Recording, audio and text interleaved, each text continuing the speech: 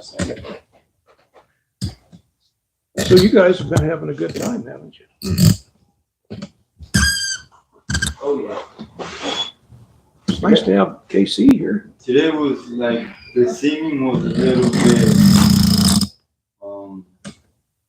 intense. Yeah. Yeah. The kirtan was intense, or just I had a knot in my throat. Felt good. You went any longer, I would have started doing the Jivananda Swamis. Hare Krishna.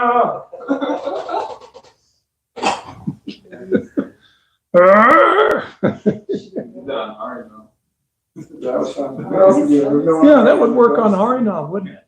Yeah. Well, it was just literally, we were the only people down on 4th Avenue, so.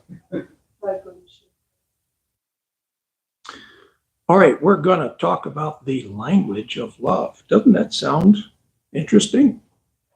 So, there is such a thing. Actually, there's, I decided, let me see what this artificial intelligence, what does AI have? You know, let me just see. Sometimes you ask it questions and they quote the Bhagavatam. You know, but I still don't trust it, though.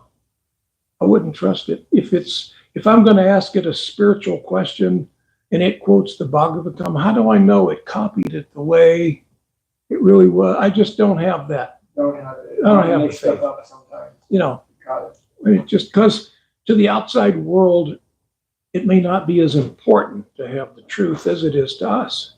You know. So I always go by what it says in the Bhagavatam, but it's kind of interesting to see how the outside world is thinking.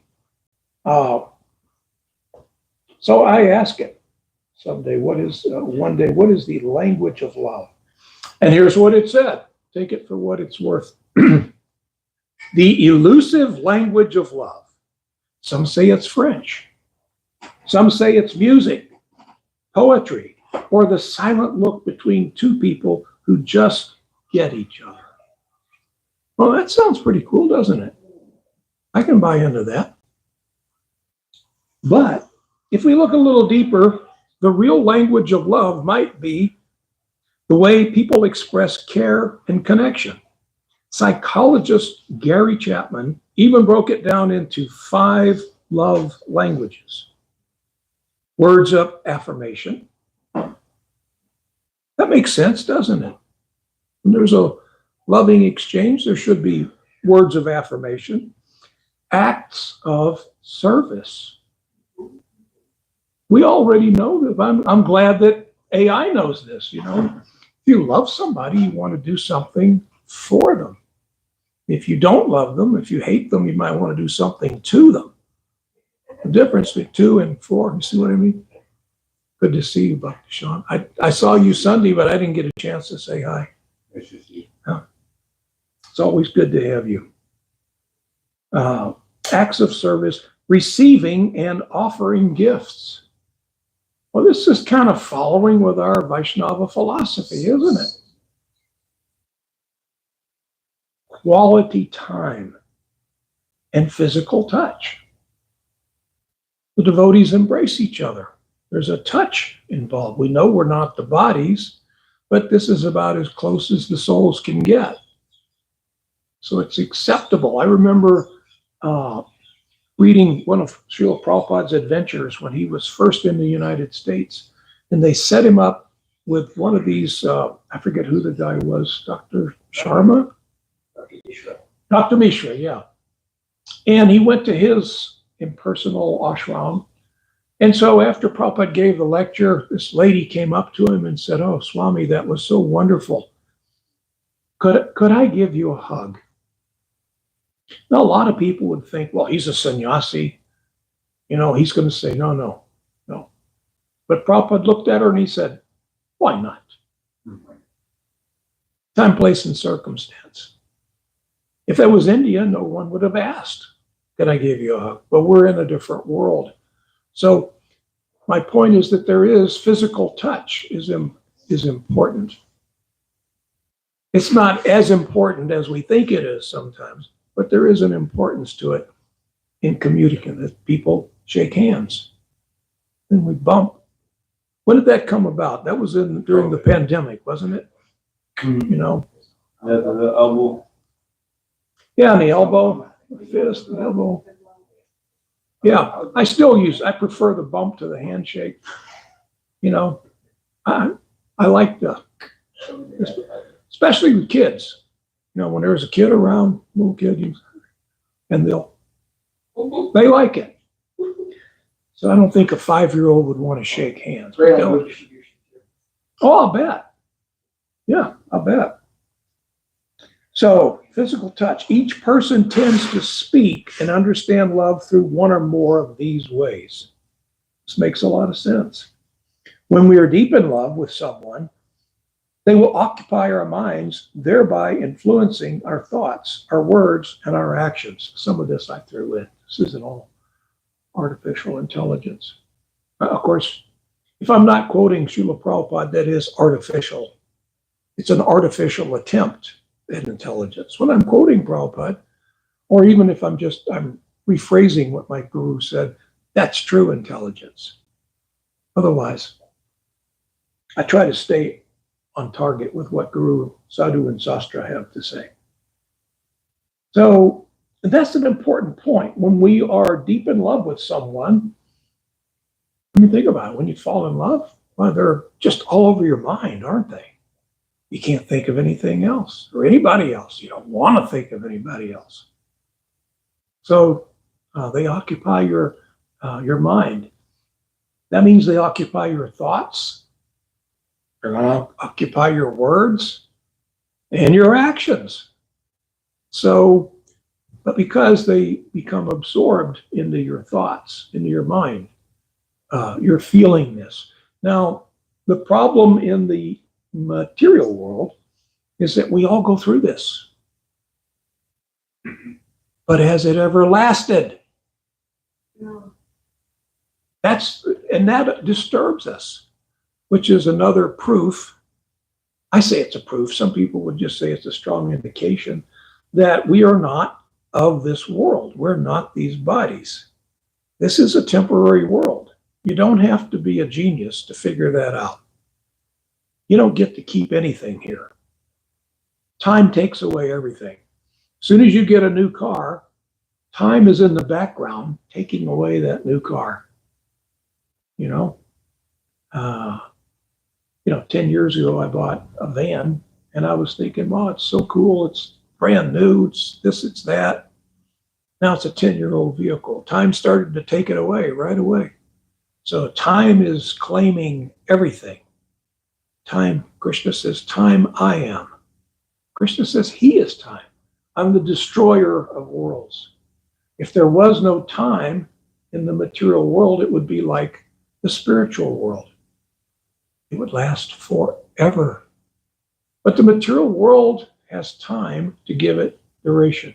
Krishna comes here as duration so that things have a beginning and they have an end. We have to have a beginning. We have to have this setup because you're an eternal living entity. You come from the eternal world. Everything about you is eternal. So when you come to this material world, well, that's your beginning as far as you're concerned. You take birth in the material world and you immediately think, oh, this is my home. Why? This is where I live. And we become so proud. No matter where I go, I see people and they're proud of where they live. Especially in Texas. Boy, people are really proud being a Texan. I don't know if you guys are familiar with the Texans, but they really are proud. They like their state. They like it. And what's like that in Tennessee as well. Boy, the people are proud.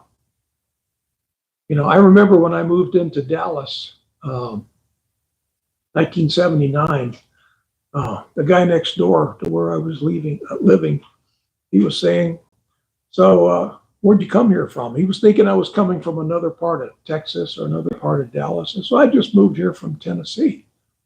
He said, Tennessee, that's a great place. I bet you're really glad to be in Texas, so aren't you? I'm thinking, who talks like that? But he likes it, you know. So he's become attached to this temporary place. At one time, there was no Texas. There was no Dallas. Give it a few years, there's not going to be a Texas. There's not going to be a Dallas. This is all, if we could, we're bewildered by time because we adapt to the movement of time. And people say, get into the now moment. You know, how do you do that? In a world that's always tick, tock, tick, tock. It's always moving. If you want to get into the now moment is present in the spiritual world, the real world, where nothing is temporary. Everything is forever. And there you can be in the now moment. In America or in the material world, how do you get into that now moment that they say you should be in? Because as soon as you get there, well, it's gone. Wait a minute. Now another moment is here. And that's just me. Maybe you can do it. Maybe you can do it. It just bewilders my mind to even hear that, you know. So many people say things that don't really have any full meaning. It sounds really good, and you can do it, but you've got to go away from time. You've got to be on the other side of time to be in the now moment. You're going to be like a dog chasing his tail, trying to get into the now moment in this material world. So, and you can get into spiritual consciousness without going into the spiritual world. If you become Krishna conscious, where you are, wherever you go, is the spiritual world. Because you're in love with Krishna. And that's your natural position as a living entity. That's what you do. You love Krishna. And you demonstrate it. Love means not just saying, but there are certain things like we were just seeing here, certain things that you do, and you shouldn't have to tell yourself, well, gee whiz, I need to do this. I need to buy her some golden jewelry. He likes this or that. You shouldn't. If it's real love, that ought to just come, shouldn't it? Shouldn't, because you're concerned about what pleases the person that you're in love with. It's in your mind. It's in your thoughts, your words, your actions. So if you have to try to inject it into your mind to think, well, I need to think about this person that I say I love. Well, it should be there. And it would be there if you didn't have your mind full of you. Sometimes people have their mind so full of themselves. Actually, a lot of times people have their mind so full of themselves that there's not enough room for them to think of too many other people. That's material consciousness. I, me, and mine. So whether it's a handwritten note, making someone something to eat just the way they like it, or simply sitting together in compassionate silence, companionable silence. Love has many dialects. I thought that was kind of cute from artificial intelligence. There's some real intelligence in there. Of course, I had to carve a few things out and put a few things in it. All right, so as you can guess, I've got some scripture that backs up this thing about love. So we're going to talk about, we're going to go to Srimad Bhagavatam, and then we're going to go take a little side trip through Bhagavad Gita. So we're going to hear from Narada Muni in the 10th canto of Srimad Bhagavatam, 69th chapter, 18th verse. You have a Srimad Bhagavatam set? I have one at my mom's. The whole set? Okay. What about you? Do you have a set? I only have one. We got to work on getting you guys a set. Yeah. need a set. It's the most valuable thing you can have.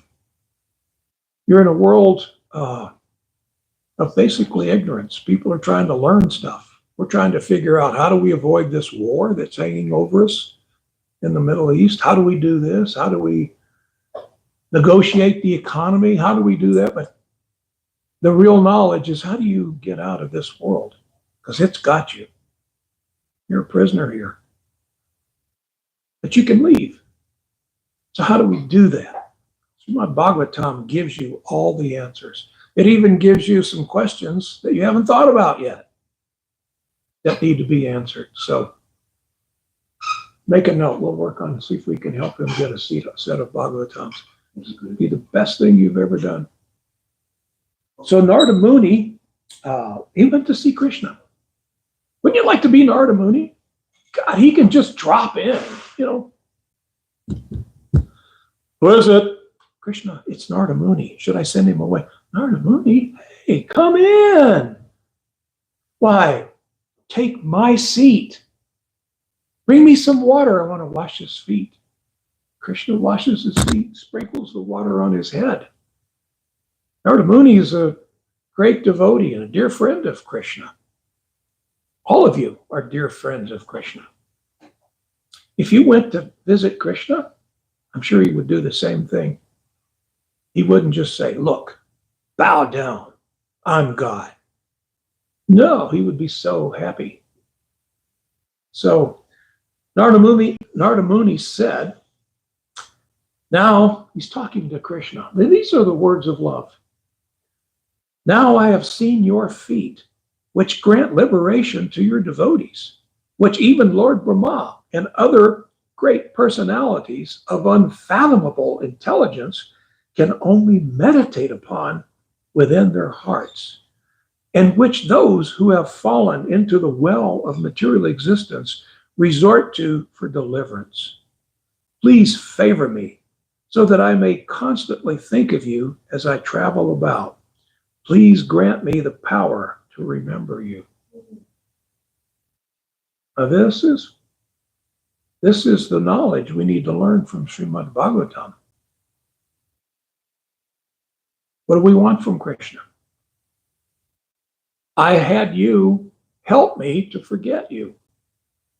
When I came to the material world, I turned my back on you and I wanted to go away and do my own thing, go on my journey without you, and try to be all I can be without you.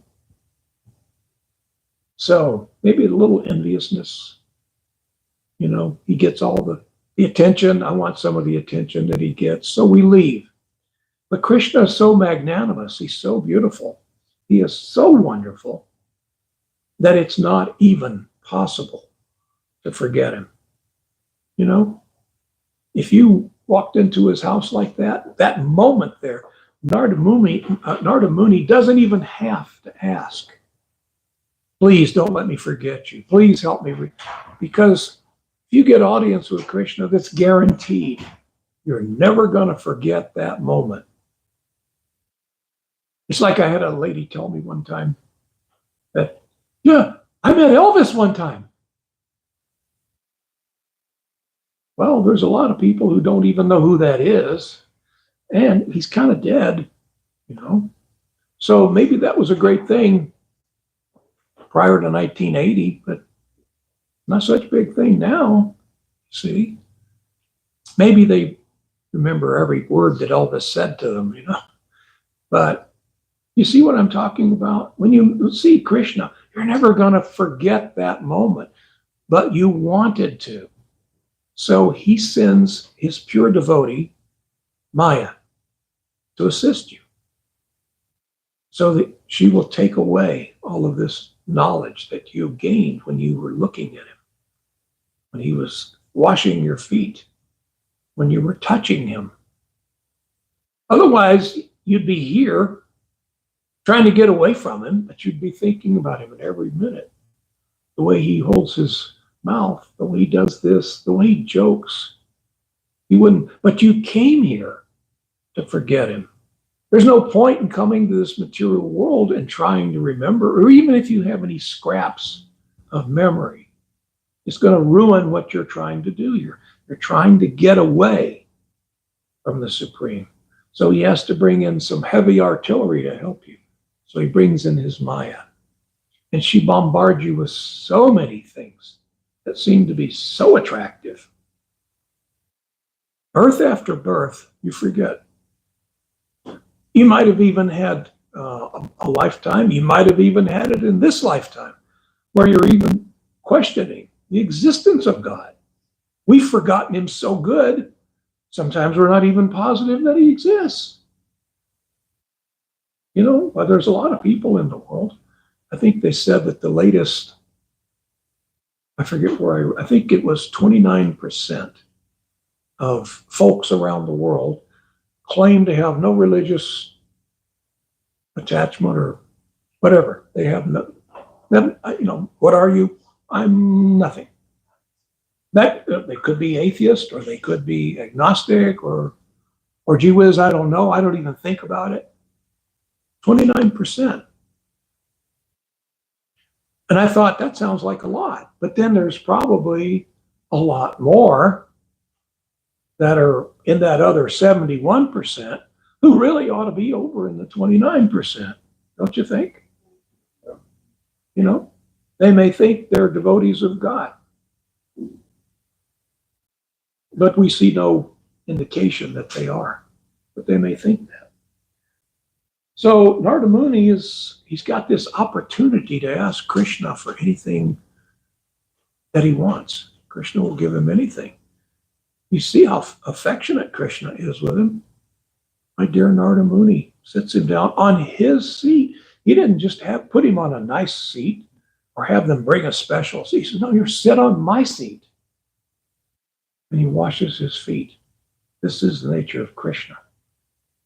You see, he's renounced. It's like, you know, you don't have to worry. If you go to Krishna's house and you sit down, you don't have to worry. He's not going to come up and say, oh, hey, that's my seat. Why don't you sit over there? Bring him a nice seat. No. Yeah, he wants you to have that. Where the owner sits is probably, I mean, everyone probably has a favorite space that they sit in, don't you? You have a spot that's your favorite place to sit. That's natural. That's normal. And you give that up to someone that you really care for immediately. So Krishna's like that. Here, take my seat. So, and Narada Muni's just asking. You could ask anything. He's just, my dear Krishna, don't let me forget you. Now this makes sense, doesn't it? If we could go there and visit Krishna in his living room, and he says, ask me anything, I'll give you anything. Don't let me ever forget this minute. I'm looking in your beautiful face. I don't want to ever forget how you look, your voice, the way you smile, the way you joke. I don't want to ever forget this. So Krishna would say, granted. You got it. In other words, how is he going to make that happen? He's going to ask Maya to back off. Stop bombarding this person with your illusory energy because they want to think about me. That's happening to all of us in varying degrees as we become more and more eager for it. Maya is backing away because you want the real thing. This is a fair. Now, most people or a lot of people would say, hey, gee whiz, Krishna, you've got a really big wallet, you know, so you ask me, what do I want? Some money, you know, throw in some fame. Money and fame, whoa. Give me some distinction. I want to be famous, but famous for something, my contribution. And I want adoration. I want someone, no, millions of people to adore me. So my fame, profit, adoration, distinction, that's what they're going to ask God for. That's why a lot of people even go to a religious organization to begin with. Oh, my dear Lord, give us this day my daily bread. Now that's pious, isn't it? That's a pious. That is someone who has some realization of God and your relationship. You're the source of everything. I need some bread. I'm kind of hungry. Would you feed me? That's pious. But it's not loving and it's not bhakti. You know, it's just not. Bhakti would be, how can I serve you? I want to do something for you. You see? So, this is the nature of the living entity when we take away the illusory energy. You are in love with Krishna. When you think about it, is there anything else qualified for you to love? Everything else is temporary. Think of all those temporary relationships that you had that we call love. Now, this relationship with Krishna, some people could argue, but I forgot him. That was temporary. No, it wasn't. You just slipped out of the relationship for a while. Oh, but it's been trillions of years since I've been here in this material world. Well, trillions of years to an eternal living entity is not even a nanosecond. So all of this that we're going through, birth after birth after birth in this material world, is to an eternal living entity, it's so fast, it's like it didn't even happen when you get back to the other side of time, into the real world where there is no time. You see? Does that make any sense? So, any question, by the way, stop me with questions at any time.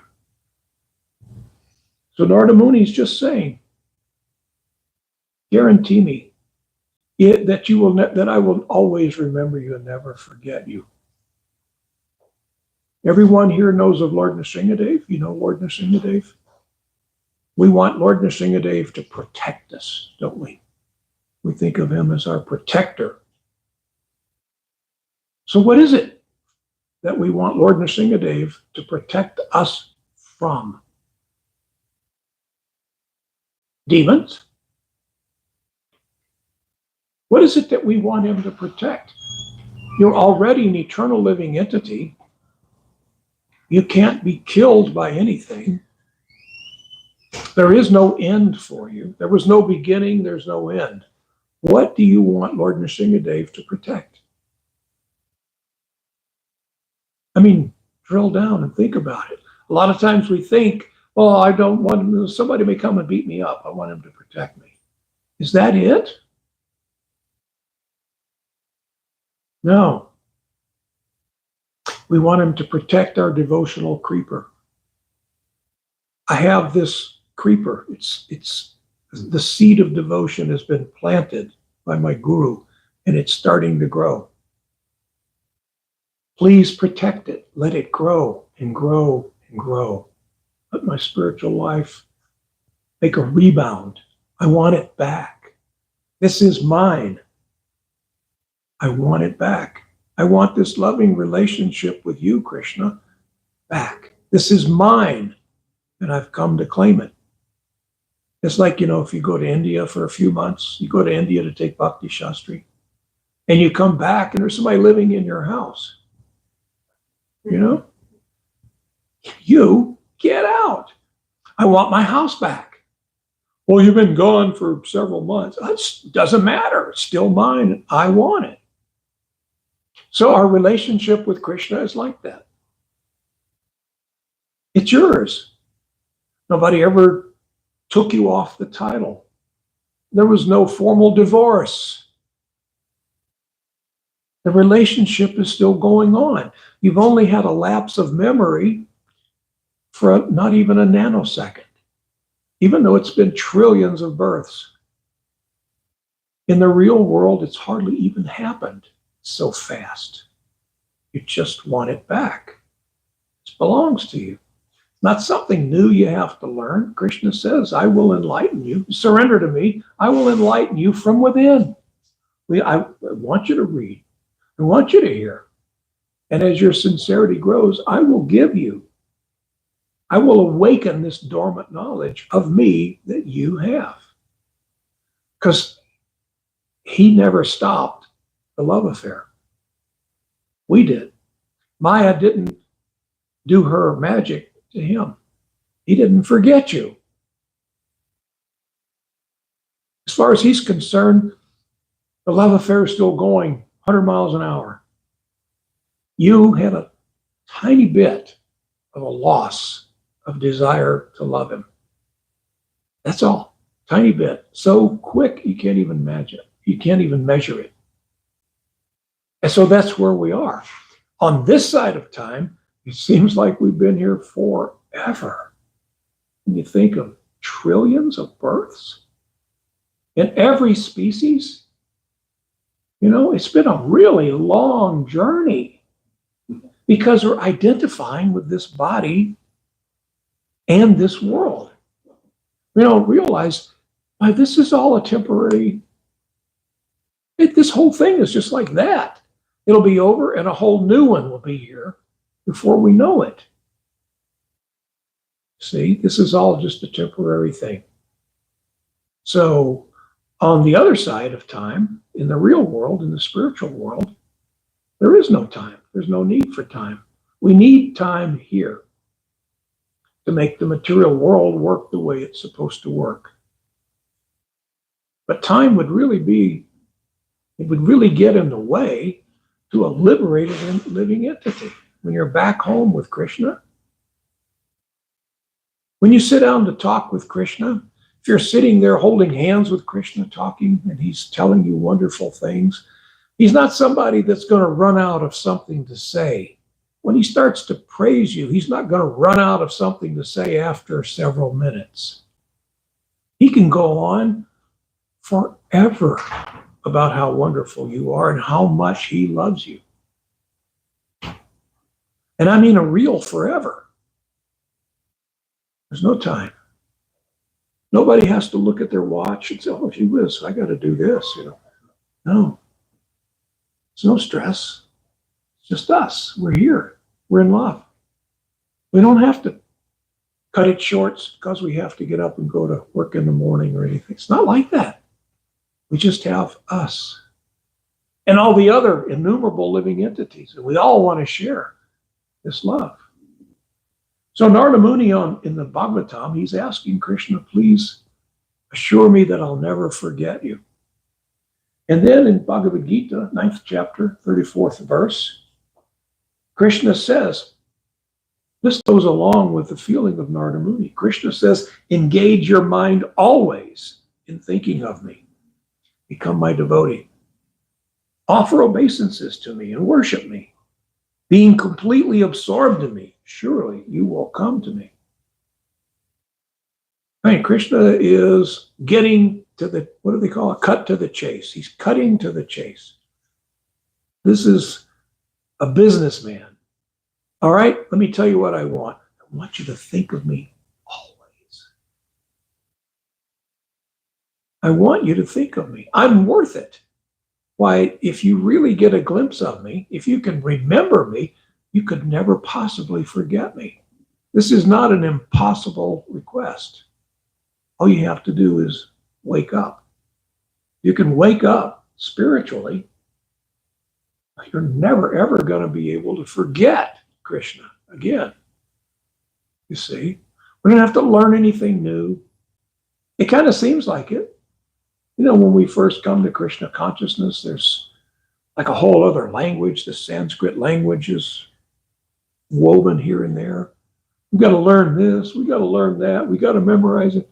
But really, all of this is already within you. It is you. This knowledge of love of Godhead is what you are. Nothing new. Not a hard thing. All you have to do is to let go of your attachment to that which is not real. That's kind of hard. That's kind of difficult. So to always remember Krishna, we've got to get close enough. We've got to get enough of a taste, big enough dose that we could possibly never forget him. And he becomes your dearmost friend. You'll start out in the beginning praying, oh, Krishna, give me this, give me that. That's pious. It's pious to ask Krishna for stuff. At some point, you need to stop asking Krishna for stuff for you. But he's going to give it to you. But ask him for what Narada Muni asked him. Don't let me forget you. If I can think of you, what else do I need? If you're sitting there thinking of your dear beloved Krishna, and someone brings in a stack of $100 bills, $10 million or whatever, how big a stack would that be of $100 bills?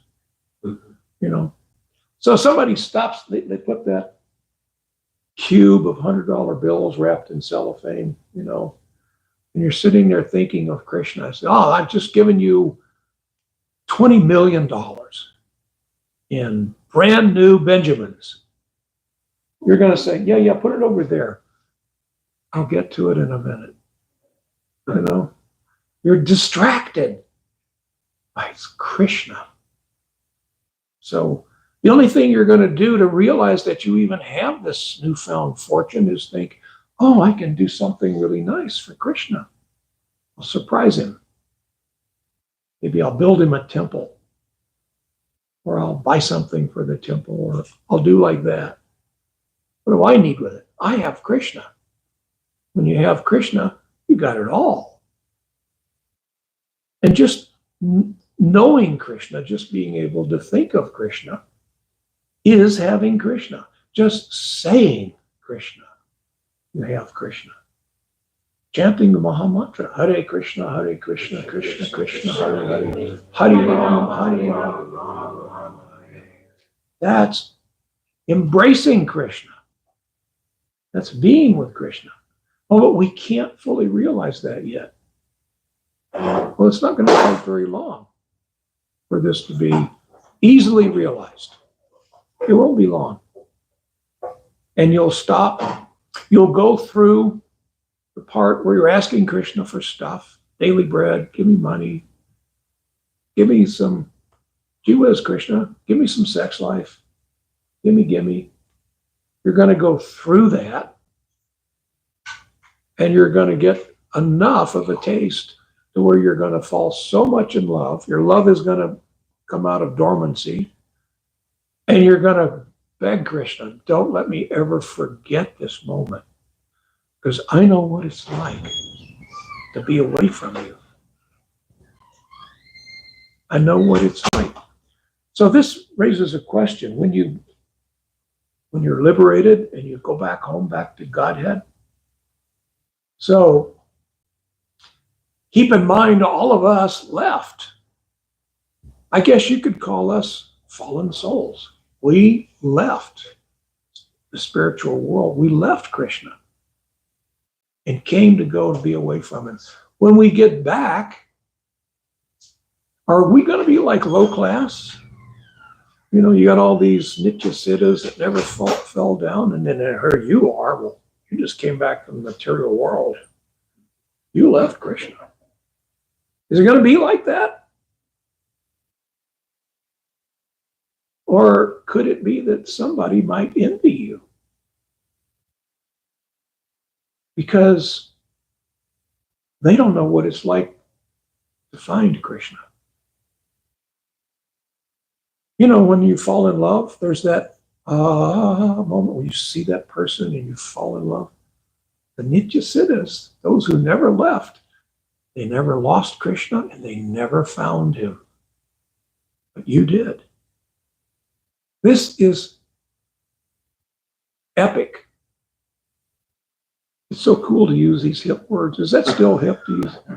You know, I hear people use this and I'm thinking, I can't wait for an opportunity to say that. Of course, by that time, society's moved on to something else that's hip, you know.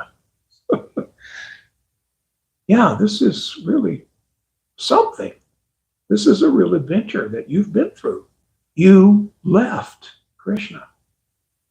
Look at it in the grand scheme of reality. They're going to wonder, how did you even do it?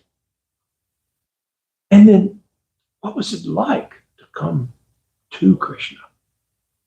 Because for eternity, the Nityasiddhas, they've never been away from Krishna. They've never thought about anything else. What to speak of this finding Krishna. So, does Radharani have a time when, lovers, when they meet? Does she have a time when does Radha and Krishna have a beginning? Think about that. They've been eternally together, right? So they've never had that moment of first glance, did they? Wrong. They did. And this is Krishna you're dealing with. He can have it all. Never was there a time when they were separate, but yet they had a beginning. They actually had a first meeting. This is, it's good to be God. You can have it all. So it's described that when Radha first saw Krishna, she immediately paid her obeisances and ran to the forest to gather some flowers to make him a garland. She was running. So she got that name, Radha. She ran to do something beautiful for Krishna.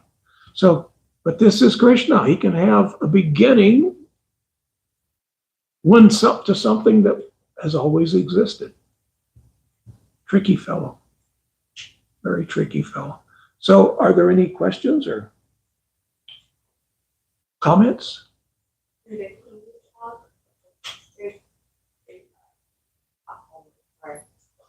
Can you talk a little bit more about the now? It's a thing, like you're a Bertoli and all these other authors that talk about the presence of being in this present moment, not in the past, but not in the future. You're in this space of gratitude. Can you talk a little bit more about now and how? I'm just trying to figure out how in this material world we could even do that. What do they mean when they say it? Those who say it, what do they mean? What is it that they want me to do? This is what makes me a very annoying person. I want people to explain what it is that they're thinking. What do you want?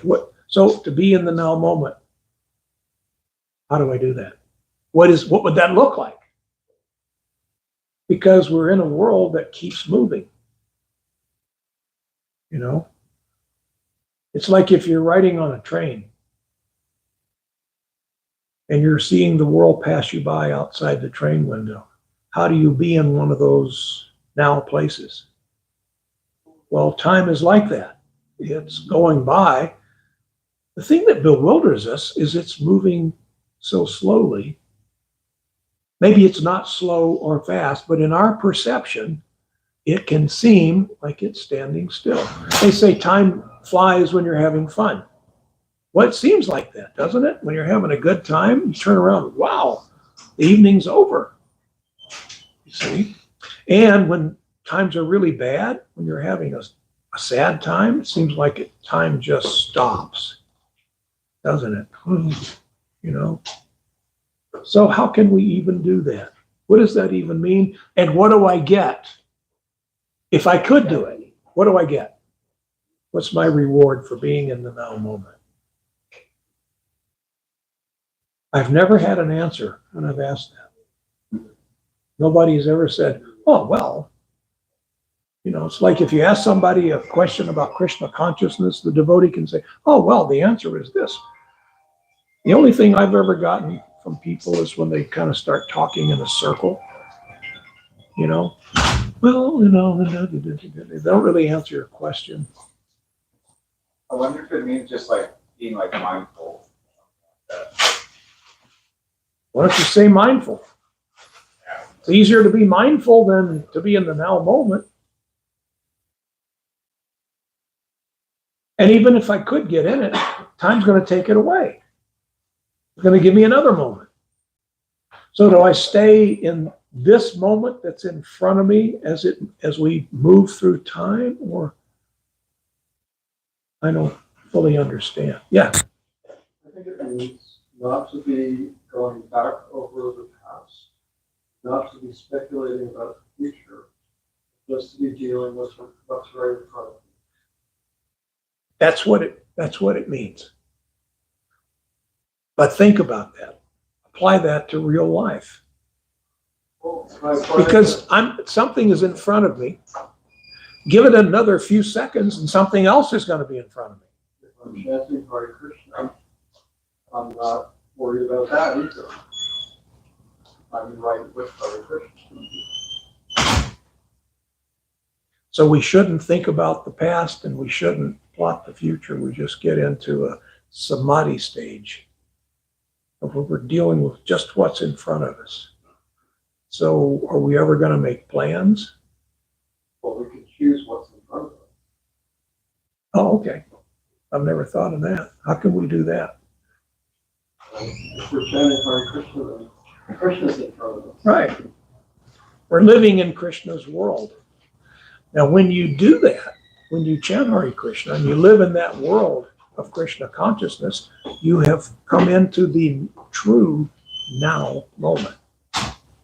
Even though your body may continue to get old, you're not affected by time. You, the soul, are not affected by time. You're in the now moment. Hare Krishna, I'm sorry. Oh, what did you make? Like a Thai-inspired sabzi. Well, sounds really good. It's a little spicy, I think, right? It's got some kick to it, thank you. 后来别出来，我们现在记者。 Good. That's a good answer. Good question. Yeah, Sean. Hare Krishna, Maharaj. It's so intoxicating how you speak of this love of Krishna. Thank you.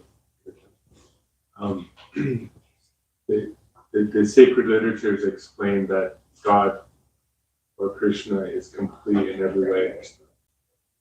He's the most renounced. There's nothing he needs. But it appears that there's something he does want. And that's our remembrance of our love with him. In a strange way, the Krishna is that his completeness. In a strange way, what? In a strange way, in our remembrance of Krishna, in our devotion, is that completion for him. He's already supremely independent. He's already has everything he wants. He's Krishna. Well, now, this is a good point. He has everything he wants, right? Does he have your full-blown love? He wants it. Does he have it? Reciprocation. Yeah. What is that? How's the relationship going from your side? Oh, he's revved up. He's still in love. There was never a speed bump in the relationship on his side. He wants it back. And you have free will. It's interesting to think about. He can't just come and take it away. Well, look, you're just going to love me. That's all there is to it. Well, that's not real love. Krishna doesn't want anything but the real thing. So it's not even in the cards for him to say, no, you're going to have to do this. You're going to have to love me. And yet, he doesn't need anything. Oh, But he wants. I see. He wants really bad. Doesn't need it. Oh, He wants it bad. It's important. It's not an insignificant thing. It's not like, you've got God and he's up there on some hill and then there's all these living entities and you could be it's like going to a concert, and you have a concert in the back row. They're like, the band is like a quarter of a mile away. It's not like that. That's material. concept. You show up and you can't even hardly see Krishna. You have to have opera glasses to see him. No, you have all living entities have front row. I love how you define that though. He has everything that he wants. He wants. Because there's a sweetness to wanting something and getting what you want. You see? So he's not just some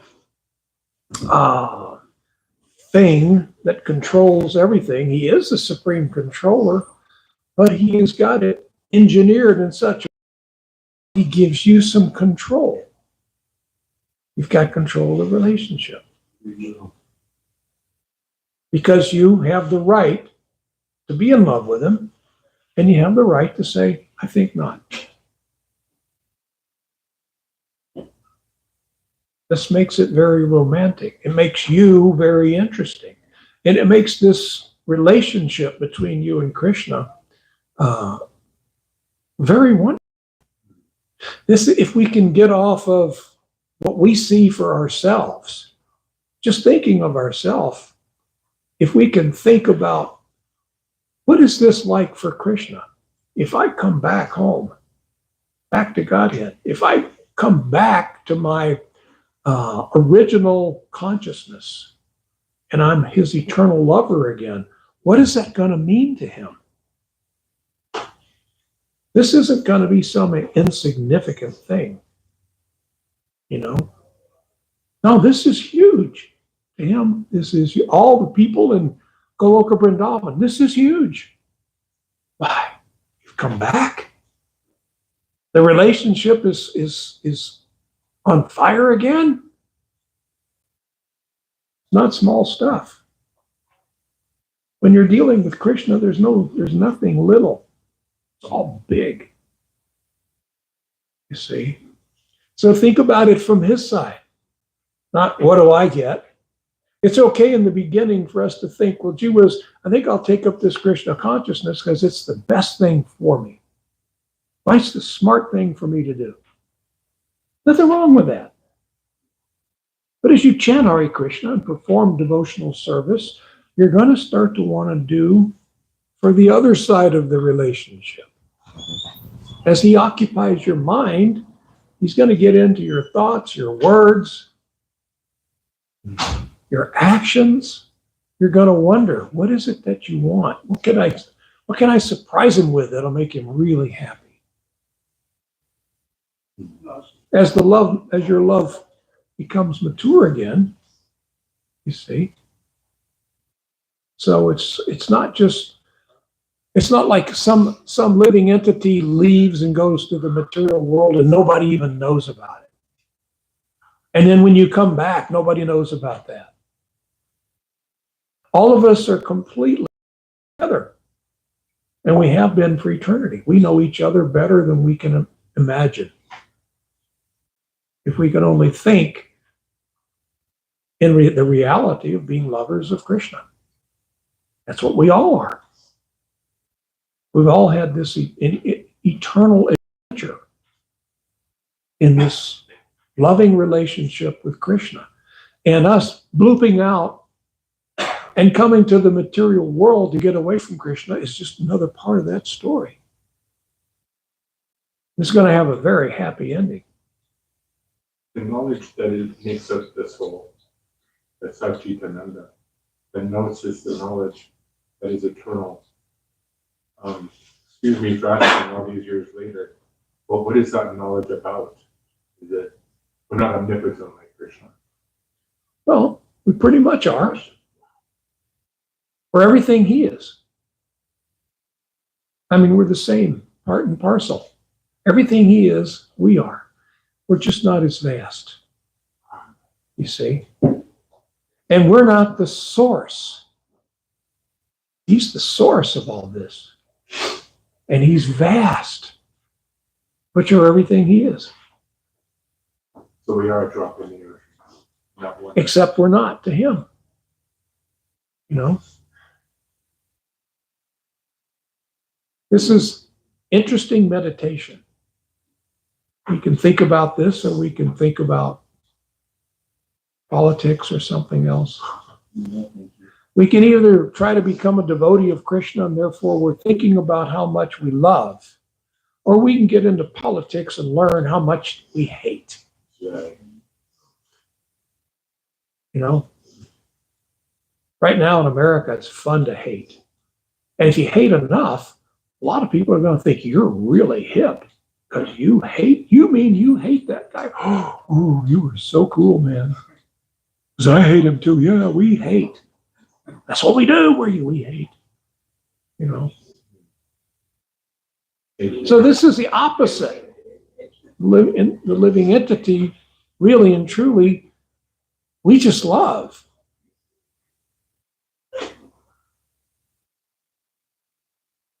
What if Prabhupada had that attitude when he came to America? He didn't have that love of Krishna that he was carrying and the mercy of Lord Chaitanya that he was carrying with him and distributing. Where would we be? We wouldn't be here, would we? Who knows what kind of difficulty we would be in. You taking off? Yeah, I gotta go. Good to see you. It was very nice to see you. Thank you so much. Come back more often and stay longer. Oh, I agree. Okay. Thank you. It seems so hard, but it's actually so easy for us to just realize that's basically what we do. That's what the living entity does. We love. Yeah. I was really struck that you shared those 5 love languages at the beginning, and then that chapter from the Srimad Bhagavatam where Narada Muni goes to all those palaces. Krishna's in each palace doing something different. He's doing those 5 exact things. Yeah. He's expressing words of appreciation. He's giving gifts. He's spending quality time with Uddhava in one palace. It's like playing games. He's holding his children in another palace, so there's touch. Service, he's serving the brahmanas. So it's really interesting that Chapman seems to have intuited that.